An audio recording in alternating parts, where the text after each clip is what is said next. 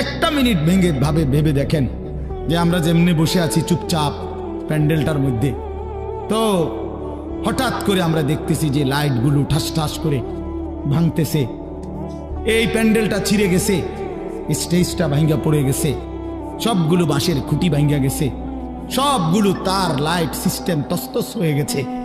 আচ্ছা, কি পরিমাণ পেরেশানি হবে? পুরা মাঠটার মধ্যে কি পরিমাণ হুলস্থুল লাগবে কি না বলেন?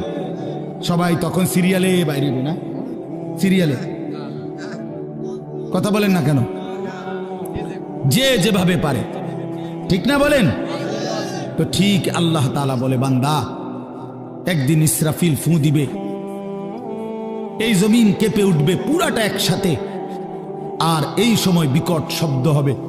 বিকট শব্দ মনে করেন ওই ডিস্ট্রিক্ট ট্রাকের চাক্কা যদি ব্রাস্ট হয়, দূরের থেকেই বোঝা যায়, মানুষ এটার আওয়াজ বিকট, মানুষ শুনলেই বুঝে ডিস্ট্রিক্টের চাক্কা কি হয়েছে, ফুটতে গেছে, এটা বুঝে মানুষ। ঠিক এই গোটা আসমান, 7 আসমান ভাঙতে শুরু করবে, আওয়াজটা কেমন হবে? কোটি কোটি তারকারাজি খসে খসে পড়বে, আওয়াজটা কেমন হবে? সমস্ত সাগর নদীর পানিগুলো টকবক করে উথরাইতে থাকবে। ফুজ্জিরাত বা ইদাল বিহারু ফুজ্জিরাত কোরআনে আছে।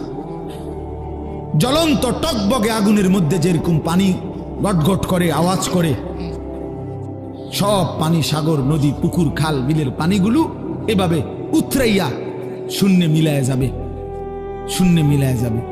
আমার ভাই, ওয়াতাকুনুল জিবালু কাল ইহনিল মানফুস, তুলার মতো পাহাড়গুলো উড়ে যাবে।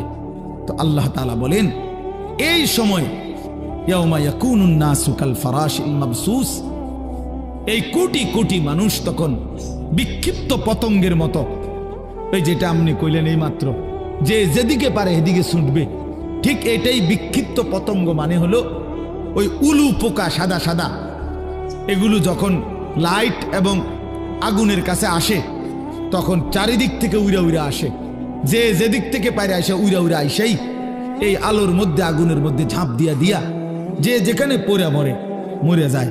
আল্লাহর কসম, আল্লাহ তাআলা বলেন, ইসরাফিল ফু দিলে জমিনের এই ভূমিকম্প শুরু হলে, আমার গোটা সৃষ্টি যখন ভাঙতে শুরু করবে, তো মানুষগুলো এরকম দিক বিদিক পতঙ্গের মতো, উলু পোকার মতো ছুটাছুটি শুরু করে, যে যেখানে মরবে পড়বে, পিছলা খাইয়া ফুসটা খাইয়া ওইখানেই মরে কবরে পৌঁছে।